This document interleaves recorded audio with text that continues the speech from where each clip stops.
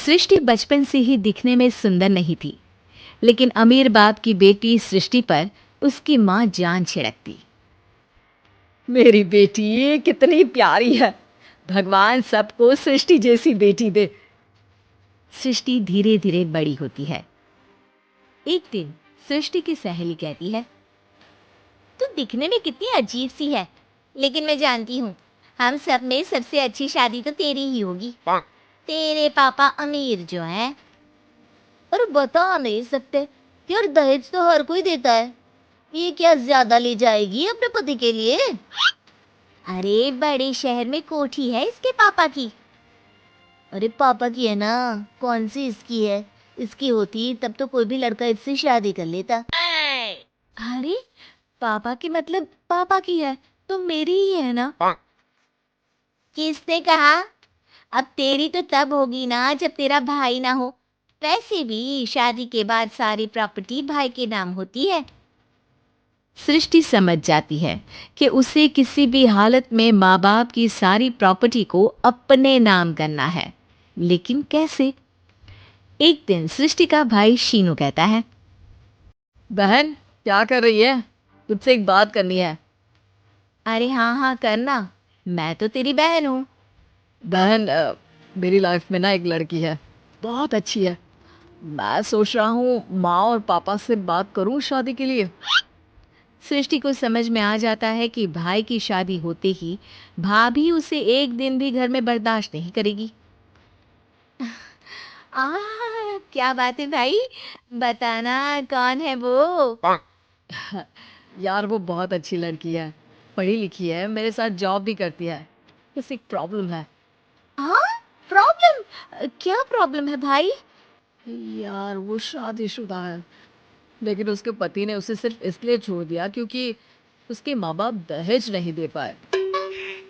सृष्टि ये सुनकर न जाने क्यों खुश हो जाती है।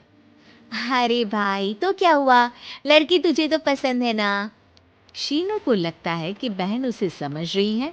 वो इस बात से अनजान होता है कि उसकी बहन की मंशा पूरा घर हड़पने की है।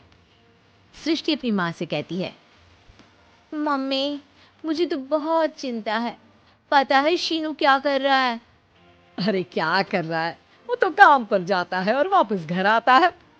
नहीं ना माँ, वो यही तो नहीं कर रहा, बाकी सब कर रहा है।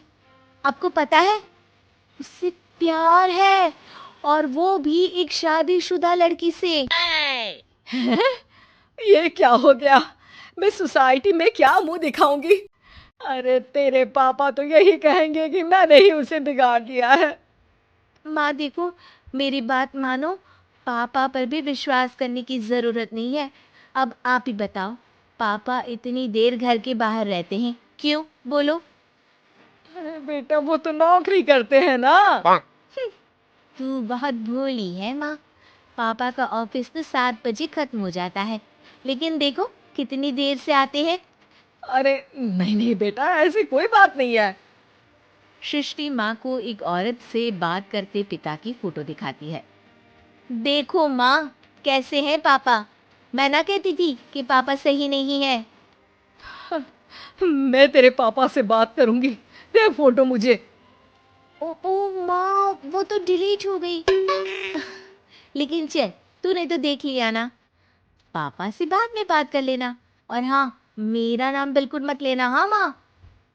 अब क्या था, सृष्टि की माँ और पिता के बीच झगड़ा होना शुरू हो जाता है। सृष्टि के मन में क्या चल रहा था कोई नहीं जानता था। एक दिन, माँ, सृष्टि के लिए एक लड़का देखा है, वो लोग शाम को उसे देखने आने वाले हैं। और हाँ माँ, एक खुशखबरी, मैं और पापा मिलकर एक नया बिजनेस ट्राई कर रहे हैं। शाम को लड़का आता है, सांवले रंग का। सृष्टि को तो बिल्कुल भी पसंद नहीं आता। लड़की की माँ कहती है, लड़की का चेहरा तो कोई खास नहीं, लेकिन अगर मेरे बेटे को आप लोग सेटल कर दें तो मैं उसकी शादी आपकी बेटी से करवा दूं। सृष्टि को लड़का बिल्कुल पसंद नहीं था। उसे भाई पर गुस्सा आ जाता है। लड़के वालों के जाने के बाद कहती है, माँ देखा, शीनू मेरे लिए कैसा लड़का लेकर आया, न दिखाने लायक न सुनने लायक, सेटल भी नहीं, वो भी हम करे। अरे माँ, मैं जानती हूँ ये मेरी शादी किसी भी घर में क्यों करवाना चाहता है। अरे कैसी बात कर रही है बहन? तूने तो देखा ना, लड़के को मैंने ही मना कर दिया तुझसे शादी के लिए। जिसने लड़का बताया था उसने उसकी बहुत तारीफ की थी। बात आई गई हो जाती है, लेकिन सृष्टि का मन शांत नहीं होता। क्या करूं, कुछ समझ में नहीं आ रहा। मेरी शादी हो गई तो ये लोग पूरी प्रॉपर्टी शीनू के नाम कर देंगे, मेरे हाथ तो कुछ लगेगा ही नहीं। तभी सृष्टि को आइडिया आता है। वो किसी वकील को फोन करती है। जी देखिए, अगर आपके मम्मी पापा का तलाक हो जाता है तो आपके पिता की आधी प्रॉपर्टी आपकी माँ के नाम हो जाएगी। फिर उसे वो किसी को भी दे सकती है। सृष्टि अब माँ को बेटे के खिलाफ करती है। माँ, शीनू पर नजर रखा करो। वो जिस लड़की के प्यार में है ना, वो शादीशुदा है। यहाँ आएगी, सारा पैसा, रुपया, जमीन, जायदाद सब हड़प लेगी। पापा का भी हाल तुमसे छुपा नहीं है। ऐसा ना हो कि मैं और आप एक दिन सड़क पर भीख मांगे। हे भगवान, मैं तो जीते जी मर जाऊंगी अगर ऐसा हो गया तो। ऐसा हो गया नहीं माँ, ऐसा ही होगा। अभी समय है, आगे का सोच लो। मैं तो कहती हूँ पापा से आधी प्रॉपर्टी लेकर अलग हो जाओ। पापा की आधी प्रॉपर्टी भी हम लोगों को अगर मिल जाती है ना, तो अगले 7 जन्म सफल समझो। बेचारी माँ बेटी के कहने पर पति से तलाक लेकर अलग हो जाती है। सृष्टि अब पैसों से गाड़ी और अपने दूसरे महंगे शौक पूरे करने लगी। उसके दोस्त भी उसके पैसे इस्तेमाल करते। सृष्टि, कल तुम कहाँ थी? मैं सारा दिन घर पर अकेली थी। तो मैं क्या करूं? मैंने ठेका तो नहीं लिया है ना तुम्हें संभालने का। माँ को सृष्टि से ये उम्मीद नहीं थी। वो बैठकर रोने लगती है। वहीं उसका पति यानी कि सृष्टि के पिता आ जाते हैं। मैं जानता था कि तुम्हारा यही हाल होगा, तो आपने मुझे रोका क्यों नहीं? मैं रोकता तो तुम रुकती क्या? सृष्टि के कहने पर तुमने मुझ पर अपने बेटे पर शक किया, लेकिन तुम ये भूल गई कि कैसे हम दोनों ने मिलकर जीवन में इतना सब खड़ा किया। माँ पति के गले लग जाती है।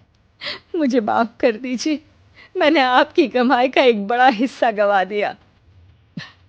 कोई बात नहीं, तुम साथ हो तो मैं ऐसी 7 प्रॉपर्टी खड़ी कर दूंगा। तभी वहां सृष्टि आ जाती है, रोते हुए। माँ, मयंक ने मुझे छोड़ दिया। वो बोल रहा था जब तक मेरे पास पैसे थे तब तक ही वो मेरे साथ था। पापा, माँ, मुझे माफ कर दीजिए।